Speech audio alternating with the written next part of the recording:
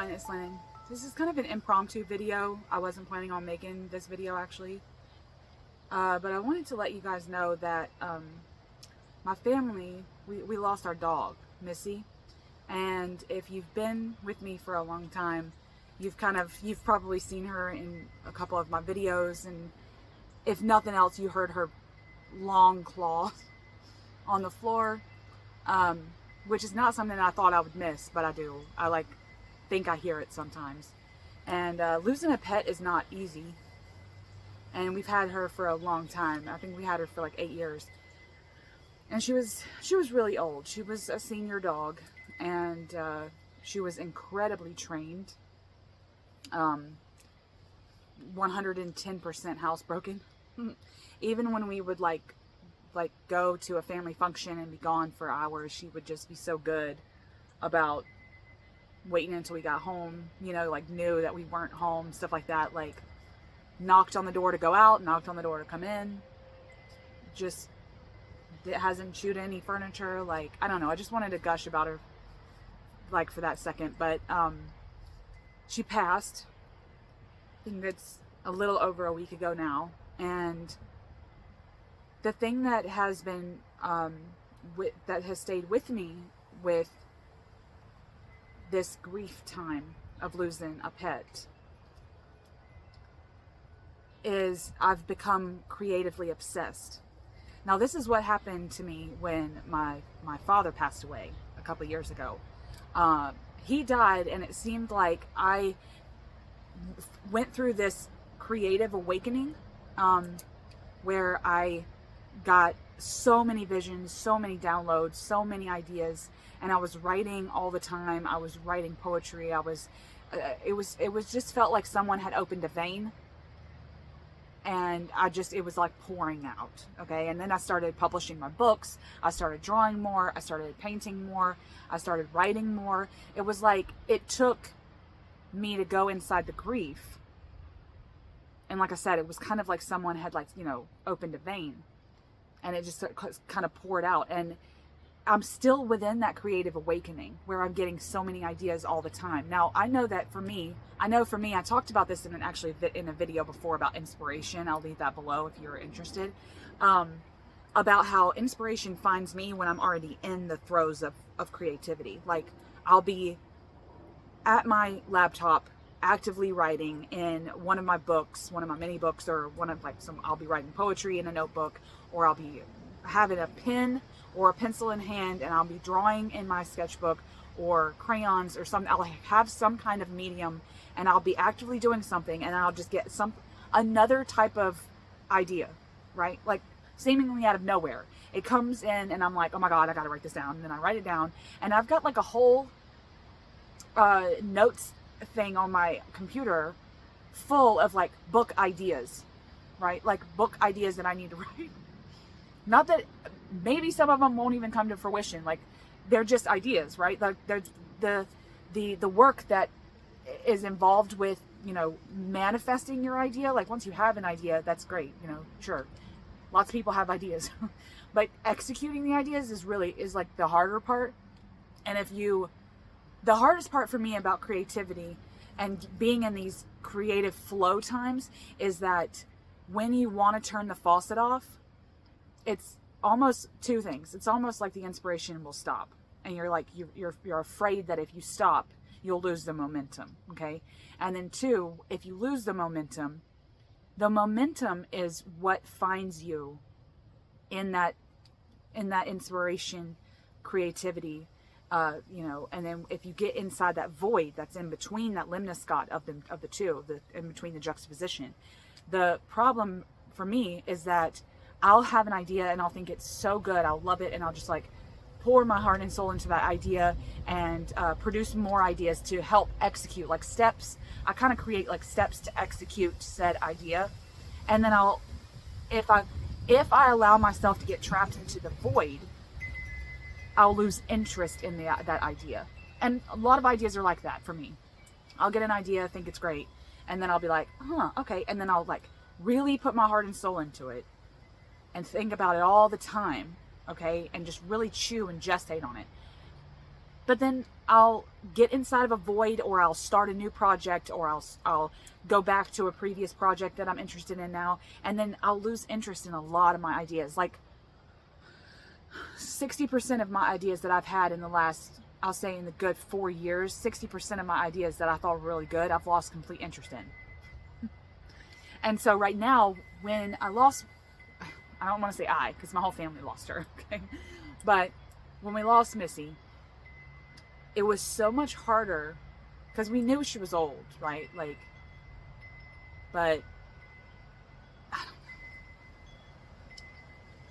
know. Okay, we knew she was old, but there was something about, my vein had already been open, okay? My vein was already open, and I was already pouring forth all these ideas.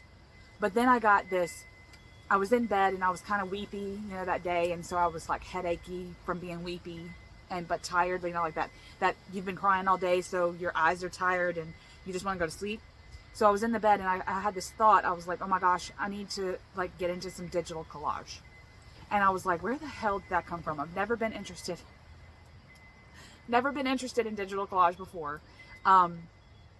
And just like any other idea, I got kind of creatively obsessed. I got, like, I was the hamster and I was already on the wheel, but I was kind of like doing it kind of like lackadaisical. I was like, you know, okay. But then it's like when big things happen to me in my life, that's when I want to run on the wheel, you know? Now, a psychologist might tell me that that's me running from the problem. But see, my grief, and I was taught this actually by my dad, is the running seems to be me on the grief cycle, but it's me chasing, it's me in the feels, you know, like my dad used to tell me that I wore my heart on my sleeve. Okay, I'm sure you've heard that expression, which just means that when I'm sad, you know it. I'm weepy. I'm openly weeping, openly vulnerable. Like I don't really have any qualms about crying in front of people or crying. Like one time when I first got my parosmia, which is where I lost my sense of smell, and then it came back and everything smelled like dumpster when the nerve was growing back. I openly cried, like weeped, bawled in the department store or in the grocery store because I couldn't drink coffee anymore. And it's because it smelled so bad with that nerve growing back. And I just, like, we were in the home goods section or something and I was passing the coffee pots and I just started bawling in the middle of Walmart. Okay? And it's stuff like that. I've always kind of been very emotionally esteemed. Like, I don't really have any kind of, like, shameful things about my emotions. Like, when I'm heartbroken or when I'm angry, like, everyone knows it. I don't really hide that shit. I don't bury it. And with my grief, it's the same thing. I don't bury my grief. I don't really go through bouts where I want to hold it all in. I just want to hold it here and have that, like, that feeling, you know, that heartbreak feeling where you just kind of hold it and it feels like you've got a hole in your chest, quite literally. And it feels like the organ, the heart organ itself, is heavy, 3,000 pounds. I don't like that feeling. And it's me burning off that feeling when I'm running towards something creatively. I get in, I'm like already on the hamster wheel, the veins open, everything's pouring out. I've been creative, but it's again, finding me working. So I was already working on something. And then I got this harebrained idea one night in bed. Like the grief became heavy and it was like a athlete, right? I was like, okay, I'm energized, I feel kind of reckless, so I'm gonna run off that excess energy. And I feel like that's what's going on right now. So as I'm filming this, I'm probably not going to share anything about the actual creative endeavors because I don't know what's actually going to come to fruition, but I've made 3 collage oracle decks in the last 8 days. Just creatively obsessed, just pouring that shit out, getting it, like, burning all that creative excess off. And one of them, I had this idea that I would take snippets of my Immaculate Immortality book, which is like my channeled divine feminine poetry, dark feminine poetry book, or, you know, whatever. I took there's like 13 chapters in that book, and I took 5 from each to make like a 63 card deck, where I would have like 5 from Chaos, 5 from Lilith, 5 from Hecate. And I took my favorites, some of them are my favorites, like the one-liners, turned them into like digital collages that might have something to do with the line and the poem and the goddess, but not, right? Like it's totally separate. So if someone didn't know about the book, they could still work with the oracle, right? And I love it, like love it. Then I got this harebrained idea to make a Thoth-inspired oracle, which I actually finished with that one the other day. I was like, I'm done with this. I feel good and passionate about this. I'm good. And I'd like put it in my folder on Make Plain Cards, you know, just to be like, I'll think about it. And to see if I'm just as excited about it. All the decks that I've put for sale, this goes for any creative endeavor that I have. If I lose interest, or if I find that, oh, this was just something that I had to work on to burn off that excess creative energy inside that grief, then I won't even put it up for sale. I just won't. Like, there's been so many times I've made decks that I just, after a little while, the love kind of died, and it didn't become like my baby, right? Like all my creative things, my books, my decks, the stuff on my coffee page, like all those things are things that I consider them my babies. Like I birthed them from the ground up, raised them, and then now they're fulfilling their destiny out in the world, right? Out in the universe. And that's kind of how I feel about most of my projects. But if I don't feel like that, then I'm not even going to share it, you know? It just becomes something that wasn't fulfilled by me, or whatever you want to say. So I don't know if any of these decks will come out, but I wanted to make one about magic because I love magic and I consider magic my religion. Okay. So I made one about magic that's very spacey. It's very galaxy and space. And I love that, candles and space and blah, blah, blah. So I really like that. And I might just have that one for me because magic's my religion. And I don't know if anyone else would have magic as a religion.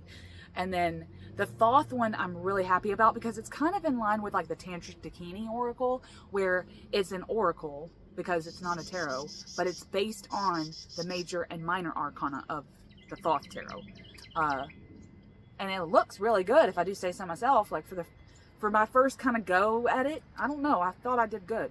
But like I said, if I get a harebrained idea and I feel like I'll work on it and really kind of perfect it, you know, and chew and gestate on them a little bit more to really make them feel like my babies. If I don't lose interest in them that way, then of course I'll come back on and share them with you. But I guess I just wanted to touch base and tell y'all that we lost Missy. Because of my creative obsession and me burning off all this energy and me being in like really in the hemispheres of my brain with these projects, I haven't been watching a lot of YouTube. Been kind of abandoning y'all. And I feel bad about that. And I was just going to make a community tab post with her picture on it, letting everyone know, but I thought that was a little, I guess I wanted it to be a little bit more personal than that, and to tell y'all like what this grief's been doing to me. And I have been burning off a lot of excess creative energy inside the grief, and I'll miss her a lot because I'm home all the time with her, you know, like it's mostly me that hung out with her. So, but she was old, and I always kind of hated when people said that, you know, oh, they're in a better place now. Like, all right. But she had a lot of issues, health issues, and I don't know. I do kind of think that she can finally rest properly now. She hasn't been able to rest very well because of all of her health issues, so she'll be missed. And I don't know if we're going to get another animal. She was our only one. I'm allergic to cats, so I can't have a cat.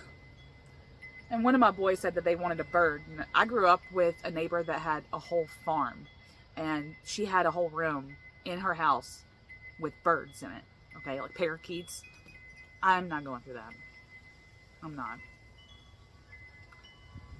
Like, she loved animals. My grandmother figure, that was my neighbor.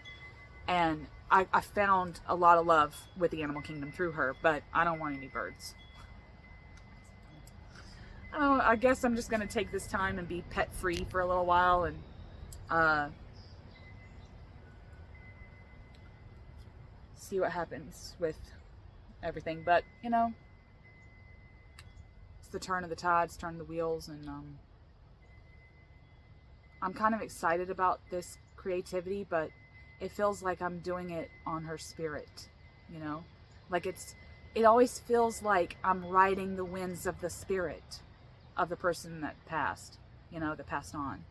Like with my dad, it was like he was, I mean, for lack of a better term, it's like they become my magic carpet, you know, and I just kind of ride their spirit for a little while to help with the grief. So I hope y'all are having a good day. Much love, people. Kiss your pets for me.